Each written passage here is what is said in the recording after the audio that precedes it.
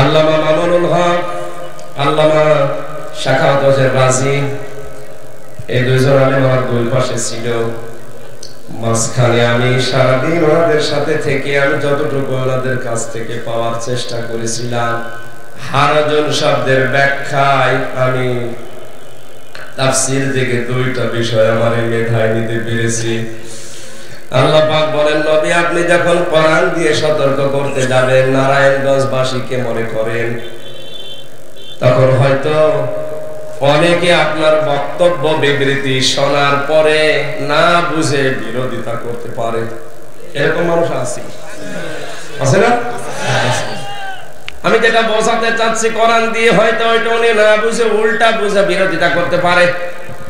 দ্বিতীয় নম্বরে, আপনি যখন কোরআন দিয়ে তাফসীর পেশ করবেন, তাফসীর শব্দের শাব্দিক অর্থ খুলে ফেলা। কি করা? খোলস দিয়ে ঢাকা আছে, খোলক উন্মুক্ত করা। চাদর দিয়ে ঢাকা আছে, চাদর ফেলে দেওয়া। এই সমাজে আবহমান কাল থেকে অনেক নিয়ম নীতি ইসলাম মনে করে অনেকে পালন করে আসছে। আপনি যখন সঠিক তাফসীর তুলে ধরবেন, তখন ওইগুলো মানানো ইবাদত টিকবে না। কথা বলেন।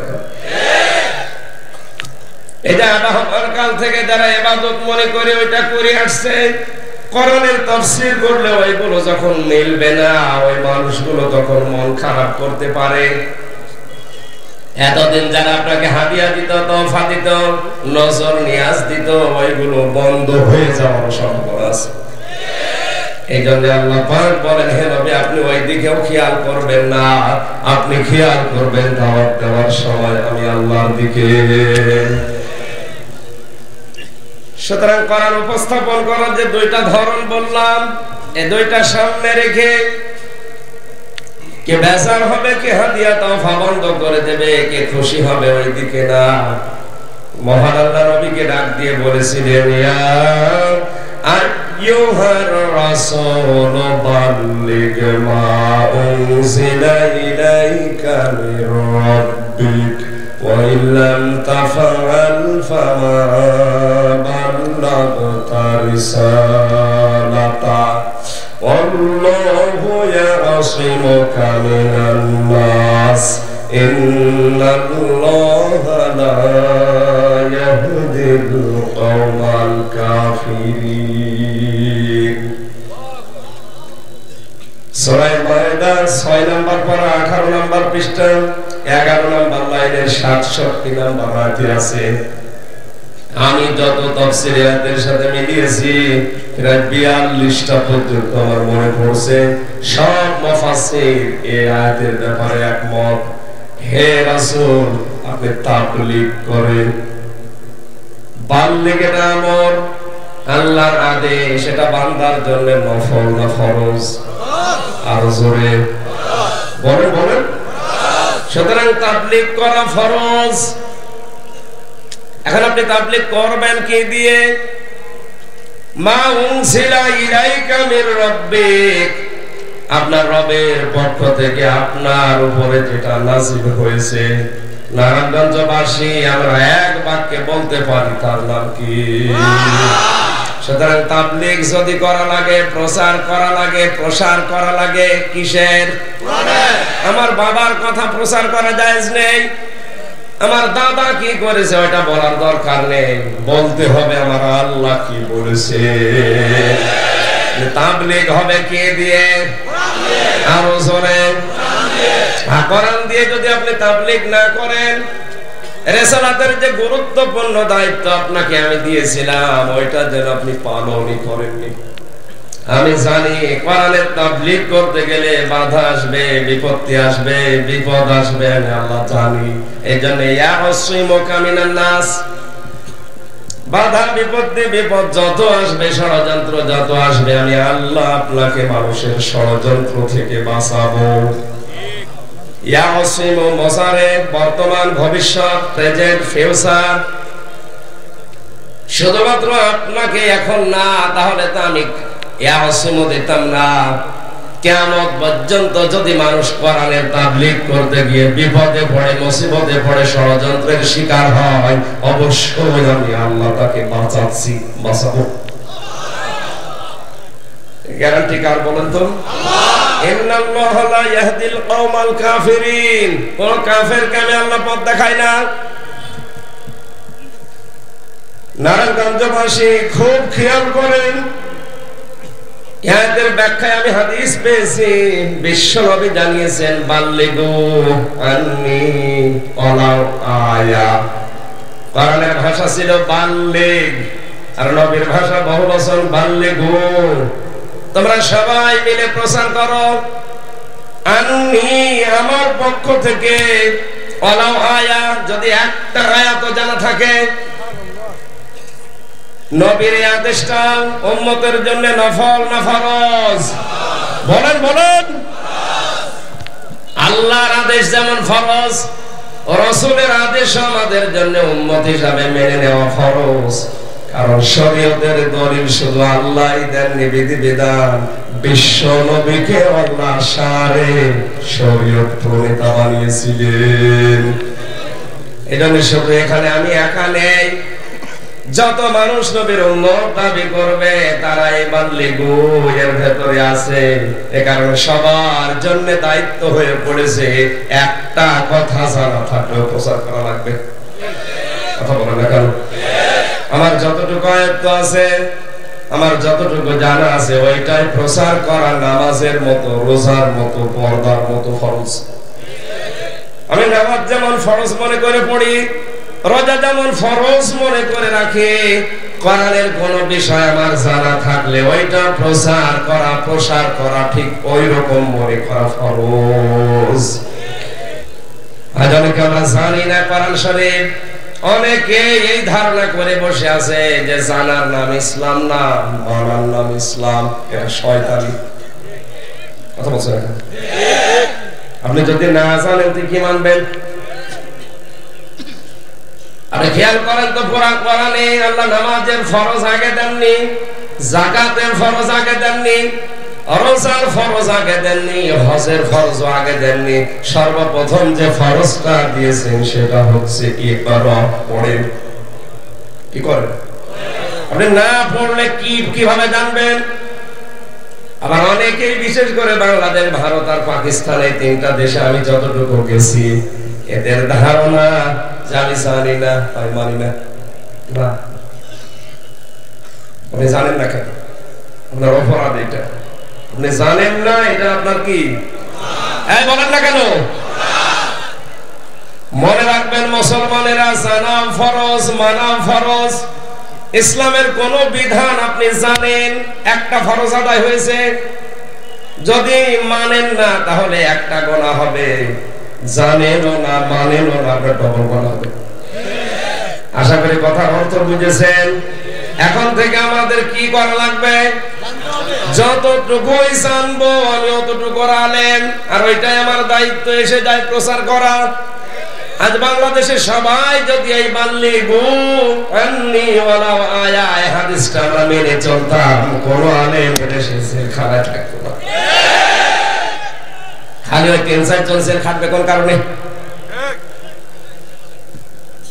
ওরা কি চুরি করে, ডাকাতি করে, ধর্ষণ করে জেলে গেছে? আমার এই যে 3টা বছর আপনি জেলে রাখলেন, আমি কি চুরি করেছি বলেন? এই কোরআনের জন্য কথা বলে রাখেন। ওরা নিজেরা আবার ফতোয়া দেয়, কত হুজুর কিছু বলে, কয় কিছু তো হয় না। আপনার অত বলার দরকার কি? আমার বলার দরকার কি? আমার চাপ উপর থেকে আসছে। এজন্য দায়িত্ব শুধু আমির হামজা রাখা না। এই পৃথিবীতে আমরা যারাই নবীর উম্মত দাবি করছি, আল্লাহর কসম, আমরা যদি হাদিসটা নবীজির নির্দেশ মনে করে যে জায়গায় আছি পালন করতে পারতাম, এই দেশে আলেমদেরকে জেলে পাঠাতে কেউ সাহস পেত না। এখন থেকে দায়িত্ব আমরা ফরজ মনে করে পালন করতে রাজি আছে। হাদিসরা ইখলাস জানেন, ওইটাই প্রচার করেন। আপনি যদি জানেন কুল হুয়াল্লাহু আহাদ, আল্লাহ এক, এটা প্রচার করেন। এটা কি ফরজ? বলেন বলেন। আলেমদের সম্মান প্রথমে আমি এমনিতেই কামনা করি নাই।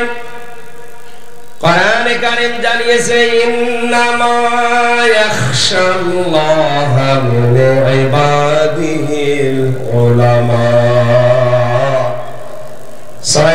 বুখারীর 22 নম্বর পারার 16 নম্বর পৃষ্ঠা 13 নম্বর লাইনের 28 নম্বর আয়াত। এটা আল্লাহ পাক বলেন পৃথিবীতে যত বান্দা বান্দি আছে এর ভেতরে আলেম যারা তারা আমি আল্লাহকে সবচেয়ে বেশি ভয় করে। যেদিন এদের সম্মান আমি কামনা করলাম, এখন এই আলেম কারা? আলেম কারা কথা আমির হামজা বলবে, কথা বলবে। আমরা অনেকেই মনে করে না এর আগে মাওলানা মুফতি হাফেজ লেখা থাকলে এটা আলেম না। আলেম কারা? ওমর রাসূলুল্লাহ মিম্মান কাতামা শাহাদাতান ইনদাহু মিনাল্লাহ। সূরা বাকারা প্রথম নম্বর পারার 20 নম্বর পৃষ্ঠা 13 নম্বর লাইনের 140 নম্বর আয়াতের মাঝের অংশে আছে। আল্লাহ বলেন তোমরা আলেম মনে করো, আসলাম ইসমে তাফসীর, আমি আল্লাহর ভাষায় সবচাইতে বড় জালেম ওইটা যার কাছে কোরআনের জ্ঞান থাকার পরেও তারা গোপন করে রাখে। আর এই আলেম দিন দিন এখন বাড়তেছে।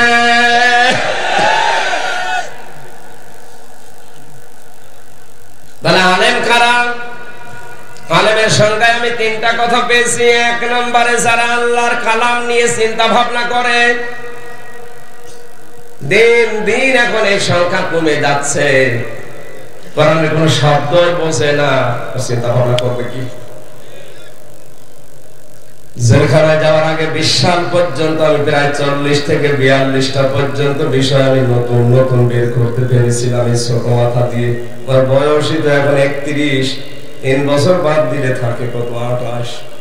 28 বছরে যদি আমি এতগুলো বিষয় নজরে আনতে পারি, যারা আমার দাদার বয়সী তাদের তো কমপক্ষে 200টা বের করা দরকার। অধিকাংশ আলেমের নাম নিয়ে শুধু ভরে আর পান। আলেমদের বিরুদ্ধে না, পৃথিবীর প্রতিটি নবীর বুক ছিল বড়, পেট ছিল ছোট। আপনি নবীর ওয়ারিস, আপনার বুক নেই, শুধু পেট। দেওয়ানবাগের যে হুজুর, আমার মনে হয় মহিলারা বলে যদি দেখে লজ্জা পাবে, বলবে আল্লাহ সন্তান হয় আমাদের আর পেট হয় এর। আখেরি পেট, ভরি এত বড় উকুন মারা যায় ভরির উপর। না না, আলেমদের কাজ গবেষণা করা। হ্যাঁ, দায়িত্বে যারা আছেন আমাদের মাননীয় প্রধানমন্ত্রী যে 564টা মসজিদ বানিয়েছে, মডেল মসজিদ, এখানে গবেষণাগার ও নতুন নতুন খুলছে। দায়িত্ব আমাদের এখন নেওয়া লাগবে, এখানে বসে যেন কোরআনের নতুন নতুন বিষয় আমরা জাতিকে উপহার দিতে পারি। ধন্যবাদ জানাই তাকে এই কাজটা অন্তত বাংলাদেশে করার জন্য। এদেশে লালন ইনস্টিটিউট তৈরি হয়, লালন গবেষণাগার তৈরি হয়। আমার বাড়ি লালনের পাশে, আমি দেখেছি কত মন গাঁজা খেয়েছে এই নিয়ে গবেষণা। ওখানে আপনি যে দেখবেন মন মন গাঁজা পাওয়া যায়। সারা দেশ থেকে মানুষ যায়, ভক্ত যারা আসে, যারা কি করে যে পুলিশ পাহারা দেয় বলে গাঁজা খায়। একবার যে দেখি রাত 9টার দিকে একজনকে দুধ খাওয়াচ্ছে, বললাম ভাই কি করে? বলে হুজুর আল্লাহর ওলি। আল্লাহর ওলির পোশাক আশাক কই? আমার বলছো যে পোশাক নেই, তাতে কি? এর ভিতরে মাল আছে, মাল আছে, মাল যা আছে সব দেখা যাচ্ছে। এ মাল তো সবার আছে, নতুন মাল দেখা। ওকে মাল এক কথা বল দেখা। সুতরাং গবেষণাগার খোলা দরকার নতুন নতুন করে, কোরআনের না লালনের? আরো জোরে বলেন কিসের? আলেম আল্লাহর কাছে ওইটা যে কোরআন নিয়ে চিন্তা ভাবনা করে, যতটুকু জানে ওইটা প্রচার করে। ইমাম আবু হানিফা এইটা করার কারণে 8 বছর জেলে ছিলেন। তিনি যতদিন কোরআন পড়েছিলেন সমস্যা ছিল না, যতদিন বুঝেছিলেন সমস্যা ছিল না, যতদিন মেনেছিলেন সমস্যা ছিল না। যখনই বলেছেন আমি এটা মানুষকে মানাবো, তখনই তার জেল হয়েছে 8 বছর। ইমাম মালিক রহমতুল্লাহ আলাইহি যতদিন পড়েছেন, বুঝেছেন, মেনেছেন, তার অবস্থা খারাপ ছিল না। যখনই বলেছেন এটা আমি মানুষকে মানাবো, তখনই তার রিমান্ড হয়েছে 42 দিন। আল্লামা শফি রহমতুল্লাহ আলাইহি, আহমেদ শফি, যার নাম আমরা তেতুল হুজুর দিয়ে দিয়েছি, তিনিও যতদিন পর্যন্ত কোরআন পড়িয়েছিলেন, বুঝেছিলেন, মেনেছিলেন, সমস্যা ছিল না। যেই বলেছে না কোরআনের নির্দেশ, আল্লাযীনা ইউযুনা রাসূলাল্লাহি লাহুম আযাবুন আলীম, যারা রাসূলকে কষ্ট দেয় বা দিচ্ছে, দেবে, তাদের জন্য যন্ত্রণাদায়ক শাস্তির ব্যবস্থা করবে কে? আল্লাহ। একথা তিনি যখন বুঝে বাস্তবে 13টা দফা দিয়ে দেশে রাজপথে আসলেন, তখনই তার নাম পর্যন্ত পাল্টিয়ে রাম আর বামরা দিয়েছে তেতুল হুজুর।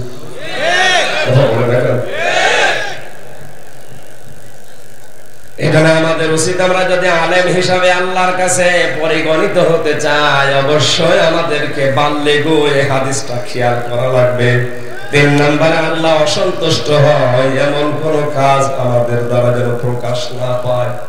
আল্লাহ এই আলেমদের সম্মান মর্যাদা দুনিয়া আখিরাতে আরো বাড়িয়ে দেন। কোরআন উপস্থাপন করার ধরন সহ কোরআনে কারিমের সূরা হযরত ইব্রাহিম নবীর জীবনের 50টা পরীক্ষা সামনে নিয়ে যে আশা নিয়ে আমি বসেছি, শরীর যদি সাপোর্ট করে, গলা যদি সাপোর্ট করে, আমরা চেষ্টা চালাবো। দরুদ আর সালাম পড়ে কোরআনের আয়াতে আমরা প্রবেশ করছি। জবান খুলে কোরআনের আয়াতটা 10টা করে নেকি হবে, অক্ষরে অক্ষরে, এই নিয়তে পড়েন। বিসমিল্লাহি মিনাশ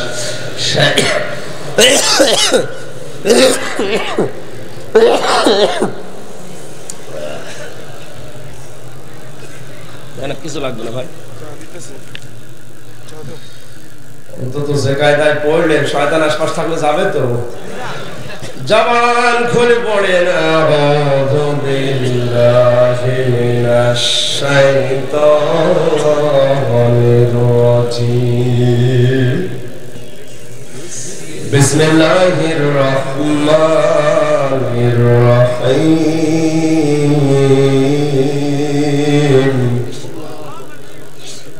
وَإِذِ ابْتَلَى إِبْرَاهِيمَ رَبُّهُ بِكَلِمَاتٍ فَأَتَمَّهُنَّ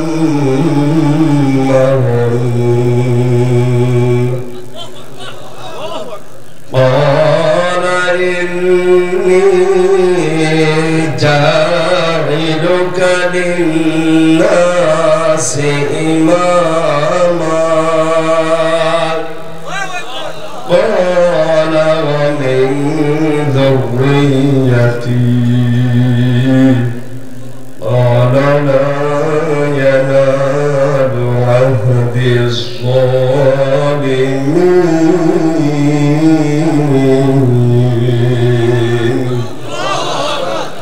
صدقت يا ربنا হিরাত, তুমি সত্য বলেছো। সূরা বাকারা 286টা আয়াত আছে, 40টা রুকু আছে, মাত্র একটা আয়াত আমরা পড়েছি। আমার এই মেধার ভেতরে আল্লাহ আয়াত সম্পর্কে যত তথ্য দিয়েছে আমি চেষ্টা চালাবো ডেলিভারি দেওয়ার। আল্লাহ বলেন, স্মরণ করেন হে নবী ওই সময়ের কথা যখন আমার নবী ইব্রাহিম আলাইহিস সালামকে আমি আল্লাহ পরীক্ষা নিয়েছিলাম। এই যে পরীক্ষা, সিলেবাসের দিকে তাকান, এই শব্দটা কিন্তু এখন যারা দায়িত্বে আছে এরা তুলে দিতে চাচ্ছে। এখন যে সিস্টেম গুলো দিয়ে সিলেবাস বাড়ানো হচ্ছে, পরীক্ষা এখন আর সামনে লাগবে না। অথচ পরীক্ষা দেওয়া ছাড়া উপরে ওঠা পৃথিবীর কোন নিয়মে সম্ভব না। আপনি যদি পরীক্ষা না দেন 4 থেকে 5-এ উঠতে পারবেন? আরো জোরে। এই সিস্টেম করে আপনি জাতিকে কোন দিকে নিয়ে যাচ্ছেন? এই জাতিকে উপরে তুলতে হলে জীবনে প্রতি পদে পদে ইব্রাহিম নবীর মতো পরীক্ষা দেওয়া লাগবে। আর সেই সিস্টেম গুলো এখন তুলে দিয়ে এমন এমন জিনিস লাগানো হচ্ছে, ডিম ভাষা শেখায়, ব্যাঙের নাচ শেখায়। আশ্চর্য লাগে এগুলো দেখলে। আল্লাহ পাক বলেন আমার নবী ইব্রাহিম আলাইহিস সালামকে আমি জীবনে প্রতি পদে পদে পরীক্ষা করেছিলাম। وَلَنَبْلُوَنَّكُمْ بِشَيْءٍ مِّنَ الْخَوْفِ وَالْجُوعِ وَنَقْصٍ مِّنَ الْأَمْوَالِ وَالْأَنفُسِ وَالثَّمَرَاتِ وَبَشِّرِ الصَّابِرِينَ। সূরা বাকারার 155 নম্বর আয়াতে আছে আল্লাহ পাক বলেন অবশ্যই অবশ্যই লামে তাকিদ নুনে সাকিলা গ্যারান্টি দিয়ে বললাম অবশ্যই আমি তোমাদেরকে পরীক্ষা করব, পরীক্ষা করব তোমাদের শাইইন মিনাল খাউফি ভয় দিয়ে। আর সবাই আমাদেরকে ভয় দেখাচ্ছে, এই কথা বলা লাগবে। আমি ডিপলি নিচে যেতে পারছি না, ইঙ্গিত দিলাম তামাম দুনিয়া আমাদেরকে ভয় দেখায়। অথচ ভয় পাওয়া দরকার ওদের, ওরা আল্লাহর সাথে শিরিক করে ভয় পায় না, আর আমরা আল্লাহর একত্ববাদ প্রচার করে ভয় পাবো কোন কারণে?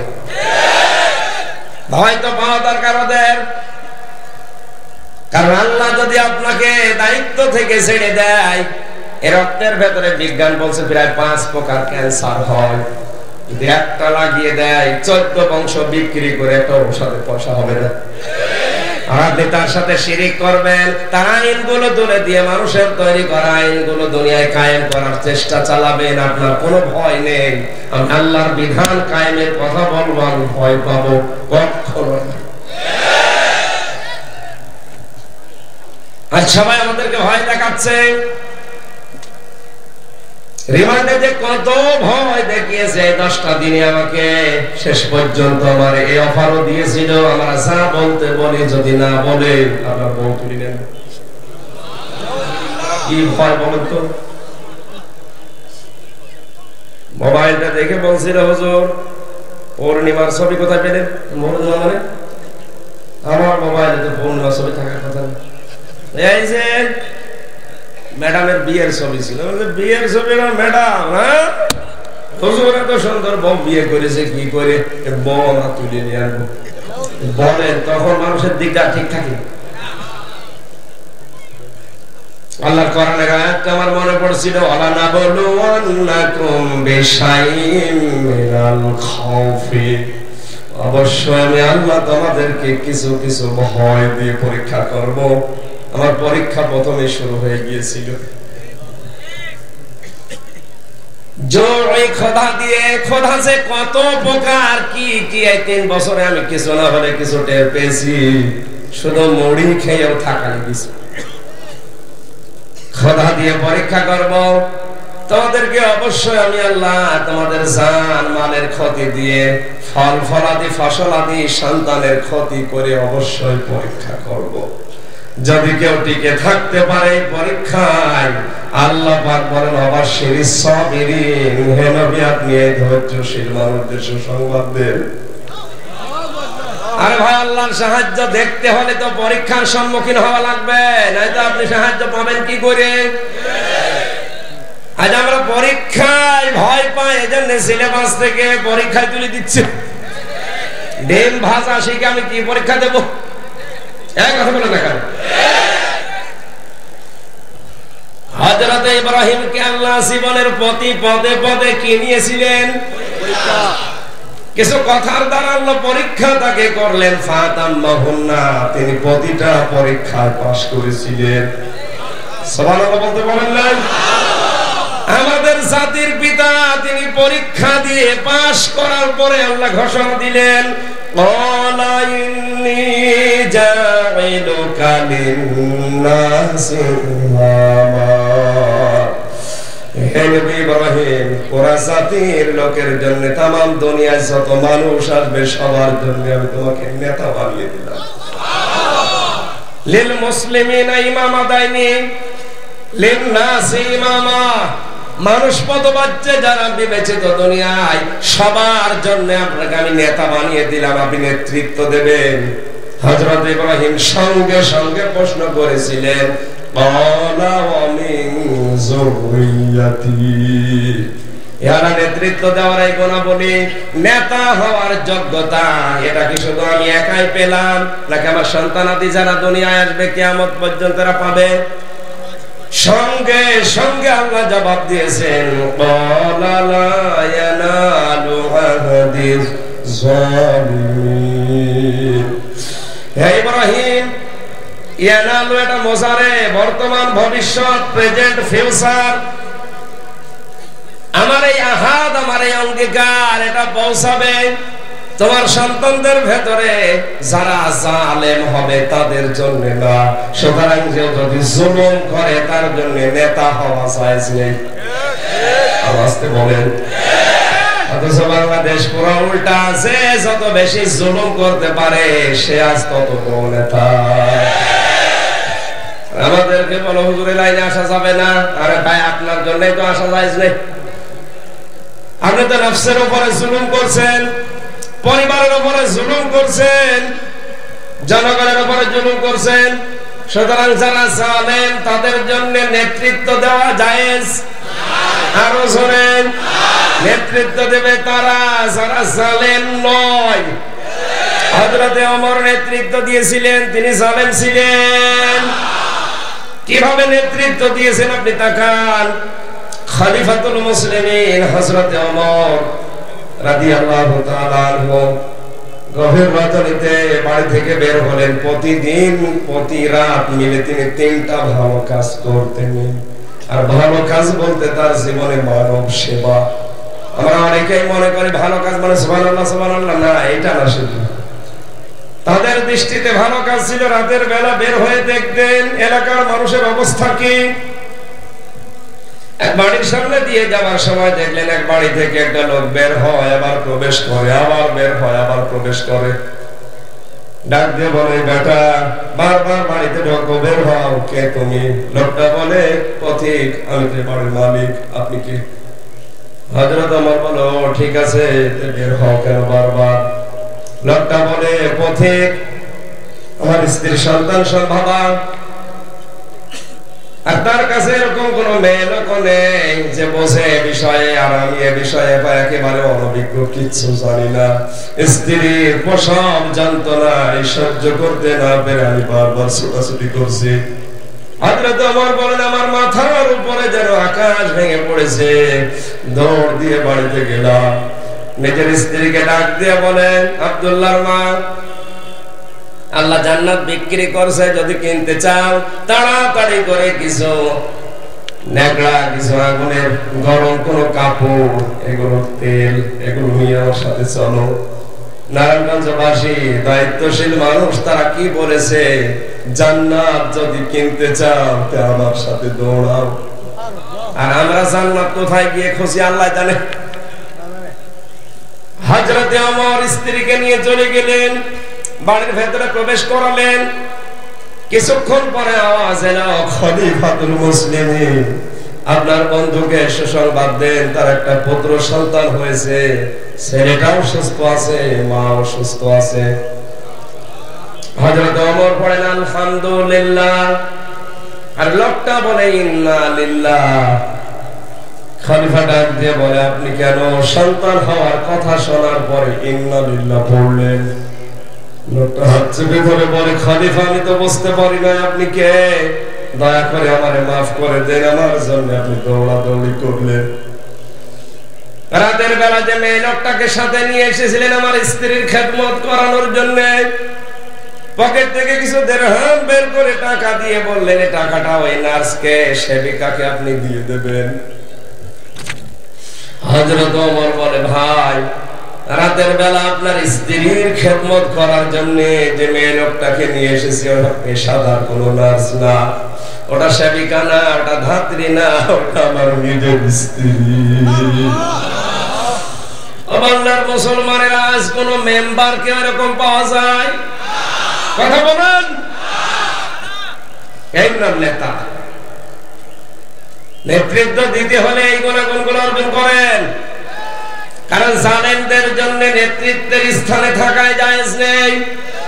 হযরত ইব্রাহিম আলাইহিস সালামকে আল্লাহ আয়াতের ভেতরে বলেন, আমি যে তাকে ইযিবতালা ইব্রাহিম রাব্বুহু তাকে যে পরীক্ষা করলাম, কমপক্ষে তার জীবনে বড় বড় পরীক্ষা ছিল 50টা। কয়টা?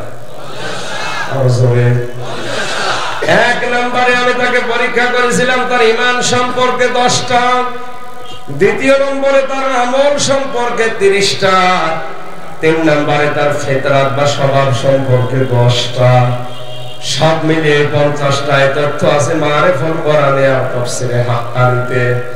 আমি দলিলগুলো লিখে এনে বলছি এই কারণে যেন পেতে আপনার সহজ হয়। হযরত ইব্রাহিম নবী আলাইহিস সালামকে আল্লাহ প্রথমেই পরীক্ষা দিয়েছিলেন। তিনি তারকা, চন্দ্র এবং সূর্যের দ্বারা পরীক্ষিত হয়েছিলেন। বিস্তারিত যেহেতু 12টা পর্যন্ত বলা, আমার গলা তো এখন ব্যথা হয়েছে, মুসাফাটা করবে না শরীরে, তাড়াতাড়ি গুলো তথ্যগুলো আগে বলি নেই। এরপরে আল্লাহ পরীক্ষা করেছিলেন তার ঘরের যে বাধা ছিল সেখান থেকে উত্তীর্ণ হওয়া। 2 নম্বরে সবচাইতে বড় বাধা হয়েছিল তার কাছে তার বাবা আজর।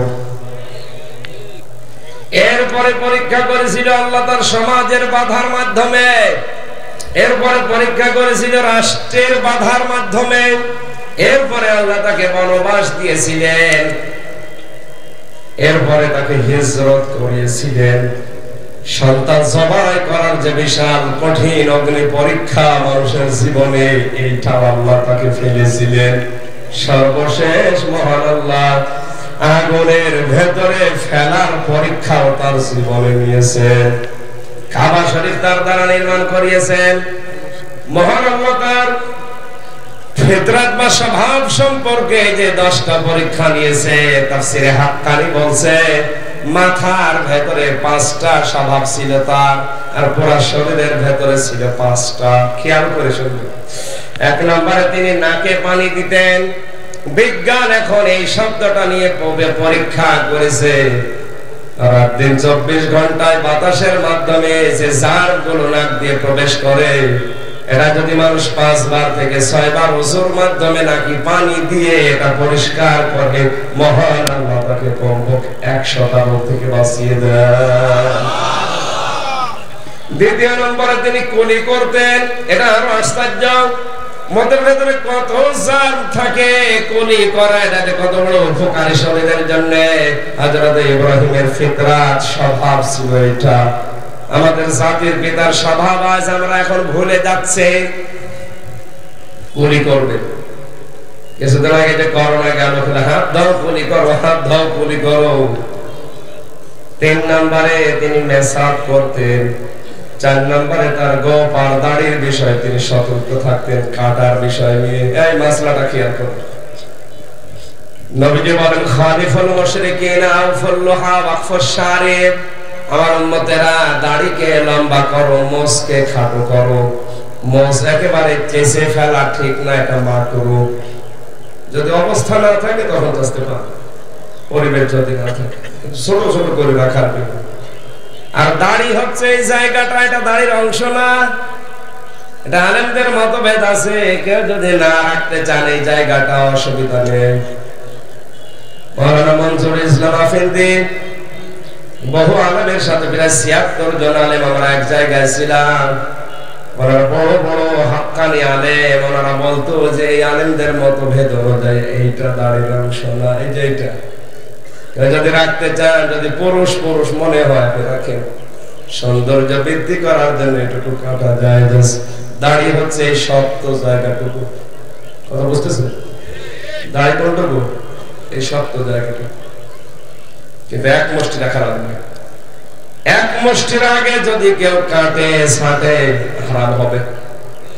যদি এর পরে আপনি সৌন্দর্যের জন্য কেটে সেটে বাদ দিয়ে দেন 1 মুষ্টির পরে যায়, আমার তো মনে হয় কিয়ামতের আগে 1 মুষ্টি হবে না। আমার দাড়ি মানুষের দাড়ি উঠতে চাই না। এরপরে তিনি তৈল ব্যবহার করতেন। এটা আজ ফ্যাশনের কারণে অনেকেই বাদ দিয়ে দিচ্ছে। অর্ধেক বয়স আসতে আসতে মাথা হয়ে যাচ্ছে এয়ারপোর্ট। অথচ বিশ্ব নবী মরণের আগ পর্যন্ত তার মাথায় যে চুল ছিল, উনি তৈল ব্যবহার করতেন জয়তুনের। জোরে বলেন সুবহানাল্লাহ। এরপরে হযরত ইব্রাহিম আলাইহিস সালামের এই শরীরের ভেতরে ফিতরাত তার স্বভাব ছিল, তিনি খতনা করেছিলেন। আজ এইটাকে অনেকে অনুষ্ঠান করার মাধ্যমে দেরি করে ফেলে। 20 বছর ছেলের বয়স, মুসলমানি দেয় না। কি চাচা, এত বড় ছেলে মুসলমানি দেননি, টাকা পাবো কোথায়? ছেলেরও টাকা নেই, আমার টাকা নেই। একটা ছেলে মুসলমানি দিতে কয় টাকা লাগে? 500 টাকা দিলে গোড়া থেকে কিনে পাবি। 100 টাকা দিলে একা কিনে 500। ওর তো ওই ধান ধান মুসলমানি দিয়ে অনুষ্ঠানই করবে আর টাকা তুলবে না। এসেরা এসব নেই, নিজের টাকা নেই, এই জন্য ব্র্যাক থেকে এনজিও থেকে 50,000 টাকা লোন নিয়ে 3 দিন মাইকিং করছে। আমার 20 বছরের তাগড়া ছেলে মুসলমান। শেষে টাকা পয়সা কম ওঠে না, ভালো উঠেছে। চার দোকানে বসে গপে হাসতেছে। লোকজন বলে চাচা এত খুশি। বাবাজি জানতাম না যে ব্যবসায় এত লাভ।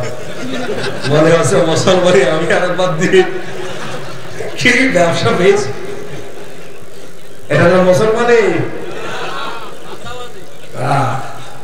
ইসলামের কোন বিধানকে কেউ যদি ঠাট্টা বিদ্রুপ ফ্যাশন হিসাবে গ্রহণ করে, সঙ্গে সঙ্গে ঈমান নষ্ট হয়ে যায়। এটা সূরা আরাফ 8 নম্বর পারার 15 নম্বর পৃষ্ঠার 15 নম্বর লাইনে আছে, 51 নম্বর আয়াত। আল্লাযীনা ইত্তাখাযু দীনাহুম লাহওয়া ওয়া লাইবা ওয়া গাররাতুহুমুল হায়াতুদ দুনিয়া। দলিলগুলো লম্বা করে আমি বলতে পারছি না, তাফসীরে যাব তো কষ্ট হচ্ছে আপনাদের। এরপরে নাভির নিচের লোম 40 দিনের আগে পরিষ্কার করাই লাগবে, ঢেলা কলুপ ব্যবহার করা লাগবে, নখ কাটা লাগবে, বগল পরিষ্কার করা লাগবে। হযরত ইব্রাহিম আলাইহিস সালামের ফিতরাত সম্পর্কে যে তথ্যগুলো আমি কিছু না কিছু পেয়েছি, এবার আমি ব্যাখ্যায় যাচ্ছি। ঈমান সম্পর্কে তাকে যে 10টা পরীক্ষা নিয়েছিলেন, 10টা পরীক্ষায় তিনি বাধা পেয়েছিলেন। এজন্য ঈমানদারকে আল্লাহ বিনা পরীক্ষায় কিছু দেন না। আলিফ লাম মিম আহসিবান নাসু আন ইয়াতরাকু আইয়াকুলু আমান্না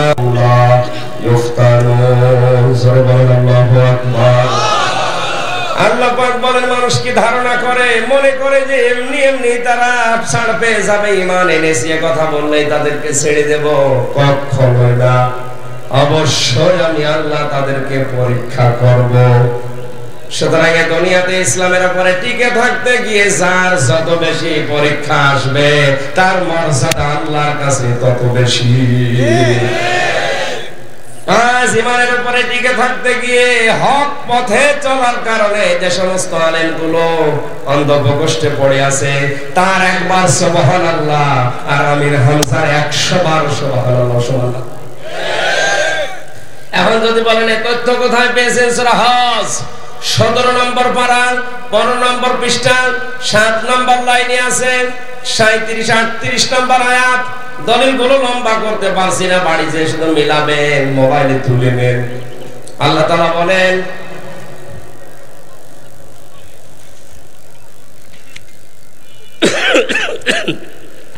আল্লাহ শরীরটা যেন সাপোর্ট করে ইনশাআল্লাহ।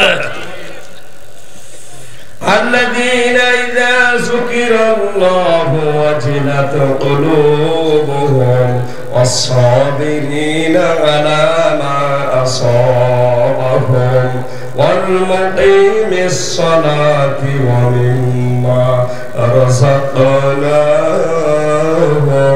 ينفقون।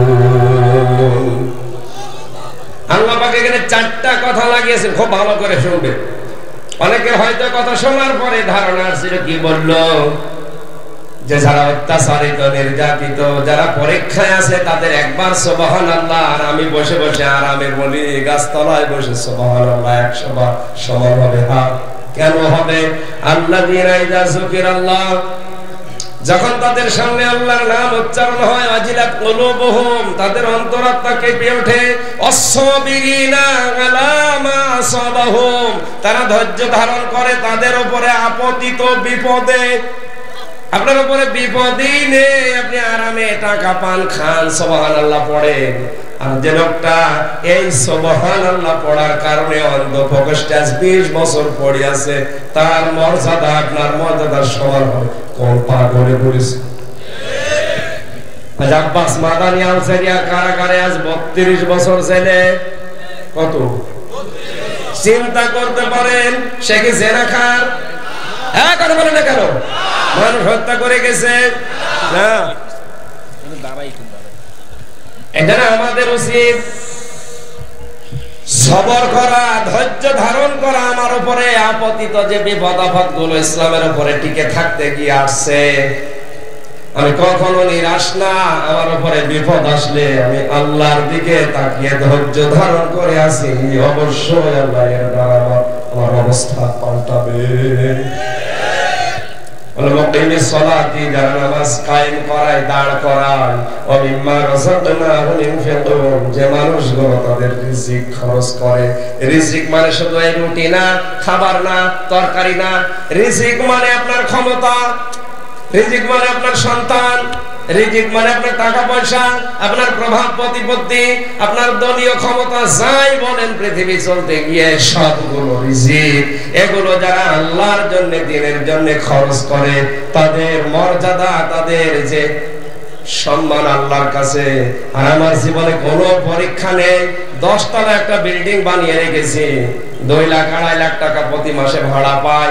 ওইটা তুলে খাই, 5 তলায় বসে, 8 তলায় বসে, ঘরে বসে আল্লাহ করে। আমার জীবন আর ওই লোকটার জীবন যে আল্লাহু আকবার বলার কারণে আজ কত বছর নিজের বাড়িতে থাকতে পারে না। তার একবার সুবহানাল্লাহ আর আমার 100 বার সুবহানাল্লাহ সমান হবে কি করে? ইব্রাহিম আলাইহিস সালামকে ঈমানের কারণে পরীক্ষা করেছিল কয়টা? 10টা। ঈমানের 10টা। তার সবচেয়ে বড় বাধা তৈরি হয়েছিল ঘর থেকে। আজ আমরা যদি ঈমানের পরীক্ষায় অবতীর্ণ হই, আমাদের ঘরের বাধা আসার সম্ভাবনা আছে। আসতে বলেন। 2 নম্বরে তার বাধা ছিল তার বাবার। এ বাবা তার আপন বাবা ছিল, আর আমাদের কাজ ঈমানের উপরে চলতে গিয়ে বাধা হয়ে দাঁড়িয়েছে আমাদের বিভিন্ন নকল বাবারা। কথার অর্থ তো না বোঝেন, আমি কিন্তু নাম ধরবো। নিজের আপন বাবাকে অনেকে বাবা বলেই ডাকে না। কত নকল বাবা তৈরি হয়ে গেছে, তাদের জন্য পাগল। গরুর গলায় মালা দিয়ে নিয়ে যাচ্ছে, সেই ওইদিকে যাওয়ার দরকার নেই। যদি জিজ্ঞাসা করেন কি গো, এ গরু কোথায় নিয়ে যাচ্ছেন? বলে বাবার দরবারে।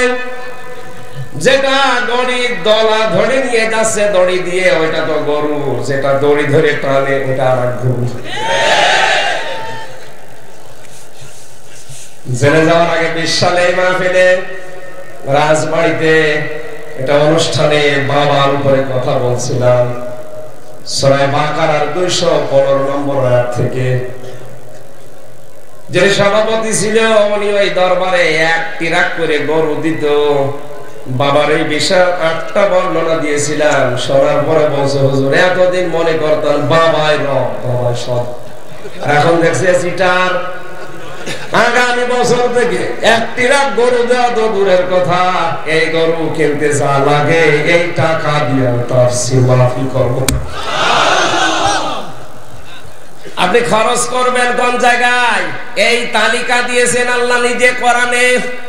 আল্লাহর তালিকা আজ ভুলে গিয়ে নিজের আপন বাবা বাদ দিয়ে কত নকল বাবার পেছনে মানুষ ঘুরছে। কোরআনে আল্লাহ যে বাবার নাম দিয়েছেন, ওটা নকল বাবা না আসল বাবা?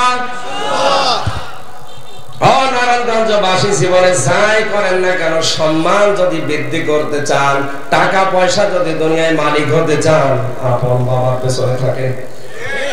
এই শীতের রাতে আপন বাবাকে একটা ছাগল কিনে দেয় না, একটা কম্বল, একটা চাদর কিনে দেয় না। নকল বাবা নতুন নতুন বের হয়, সেখানে অনেক কম লাভে হাজির হয়ে গেছে। আমার দেশের মানুষেরা আসলে ইসলাম বোঝে না।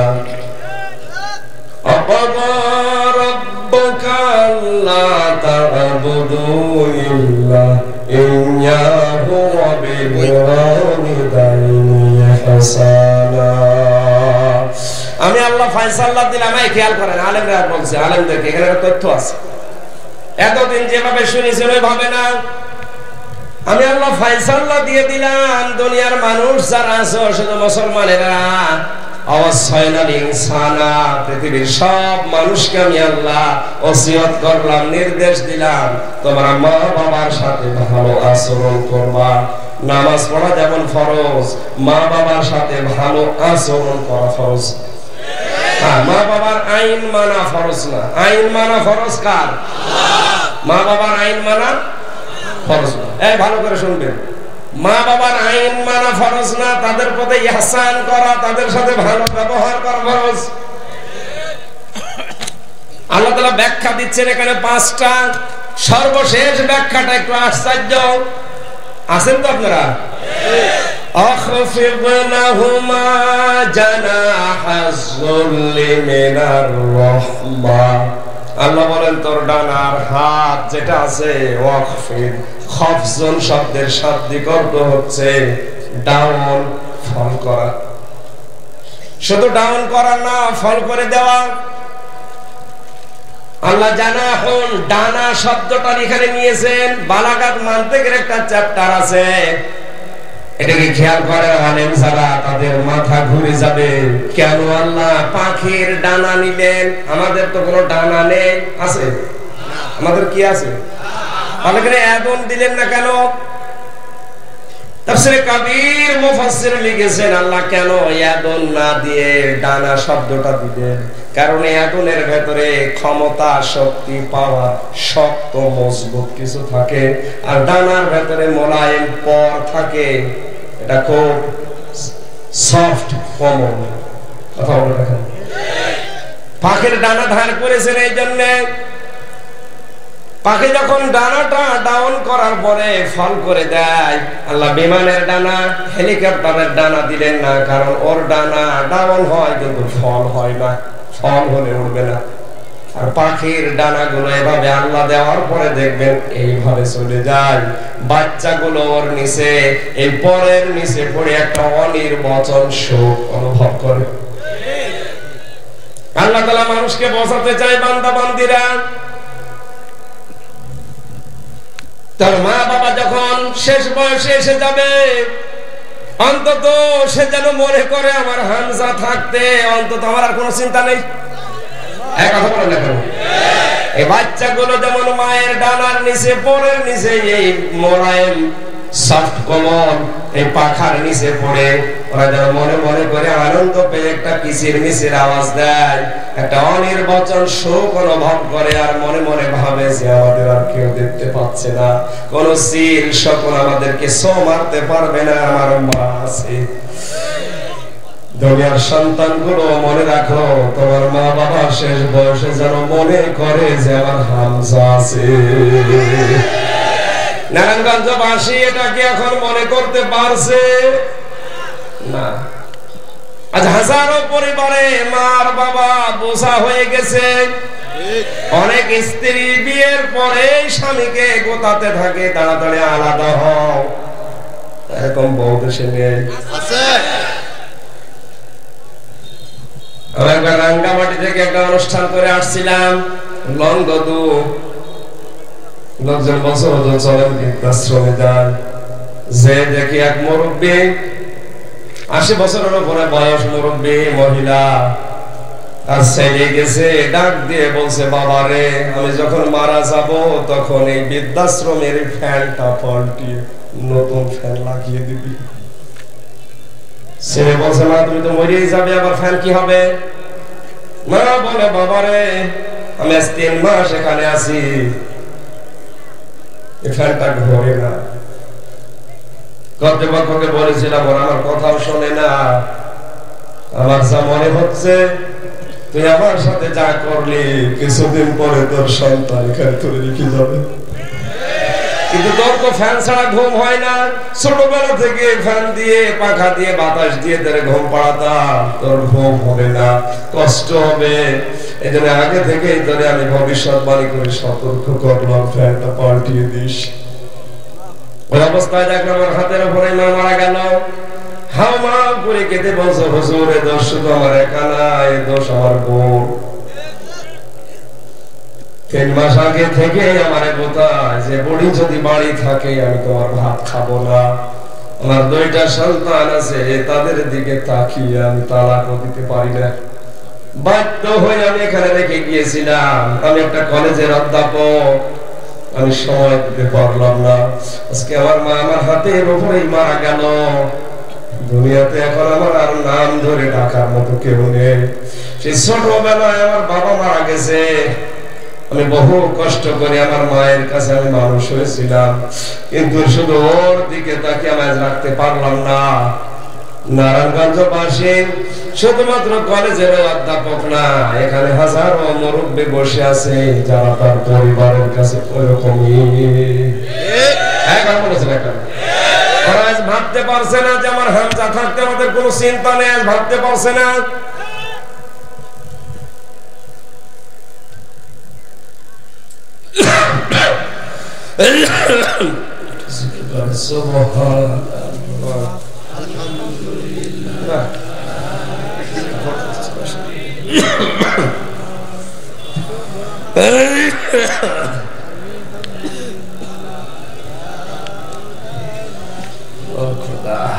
সুবহানাল্লাহ, আলহামদুলিল্লাহ, লা ইলাহা ইল্লাল্লাহ। হঠাৎ করে কালকে থেকে টনসিল ফুলে খুব ব্যথা হয়ে গেছে, তো কথা বললে ব্যথাটা বেড়ে যাচ্ছে। আমার মনে হয় ব্যাখ্যা করতে গেলে অনেক সময় লাগবে, আমি পয়েন্টগুলো একটু মনে করিয়ে দিচ্ছি, যেটা রেকর্ড হচ্ছে কালকে ইন্টারনেটে পেয়ে যাবেন, বাড়িতে একটু মিলাবেন। এবারে এতগুলো পরীক্ষা বলতে গেলে আমার সময় হবে না। আমল সম্পর্কে আল্লাহ তাকে 30টা পরীক্ষা নিয়েছিলেন। সূরা তাওবার 112 নম্বর আয়াতে 10টা আছে, সূরা মুমিনুনের 1 থেকে 10 নম্বর আয়াতে 10টা আছে, সূরা আহজাবের 35 নম্বর আয়াতে 10টা আছে। বাড়িতে যে মিলাবেন, পড়বেন, অবশ্যই পড়বেন। ফিতরাত সম্পর্কে যে 10টা বললাম, আল্লাহ আমাদেরকে আজকে আমাদের প্র্যাকটিক্যাল লাইফে তুমি আমল করার তৌফিক দিয়ে ইব্রাহিম নবীর মতো আমি শরীর কণ্ঠের দিকে তাকিয়ে আমি শেষ করে মাফ চাচ্ছি। আগামীতে যদি পরিবেশ থাকে, আমার শরীর সুস্থ থাকে, সাপোর্ট করে ইনশাআল্লাহ বলবো আমি। আগামীতে 9টায় তুলে দেবেন যদি আমি আসি। কয়টায়? 9টা থেকে 11টা, 2 ঘন্টা। বারাকাল্লাহু ইনশাআল্লাহ, আপনি যদি চান আসবেন ইনশাআল্লাহ আসবেন। আমি মোনাজাত করে মুসাফির একদিকে আমি শোনাতে পারি, সেই তৌফিক আমাকে ভিক্ষা দাও। আমার কণ্ঠটা, আমার শরীরটা, আমার যোগ্যতা, আমার এলেম তুমি মেহেরবানি করে ভিক্ষা দাও। রব্বি জিদনি ইলমা, রব্বি জিদনি ইলমা। এই মাহফিলের আয়োজন করতে গিয়ে তোমার যে বান্দাগুলো শ্রম দিয়েছে, বিশেষ করে আমার আরমান, লিপু, শরীফ সাহেব, বেলাল সাহেব, নিশারদর, সাবেশ, রাকিব, সোহান, আলমগীর, রাসেল, আবেদ, সাদিক, আরিফ, সাদিক ভাই, বাবু ভাই সহ, ইসরাফিল ভাই সহ নামনা জানা যত যুবকেরাই 2 মাসের ভেতরে এত কষ্ট করে মাহফিলটা সাজিয়েছে, যে মা তাদেরকে পেটে নিল, আল্লাহ মায়ের পেট খালি যার মতো বানিয়ে দাও। আমাদের প্রধান অতিথি চেয়ারম্যান সাহেব যে দায়িত্বটাকে দিয়েছে, সততার সাথে পালন করার তৌফিক দাও। আগামীতে যে আশাটা করেছে আল্লাহ তার জায়েজ আশা তুমি পূরণ করে দাও। মাহফিলের সম্মানিত সভাপতি সহ যত আলেম এখানে কথা বলেছে, আলেমদের কথা তুমি বাস্তবে আমল করার তৌফিক দাও। ইব্রাহিম আলাইহিস সালাম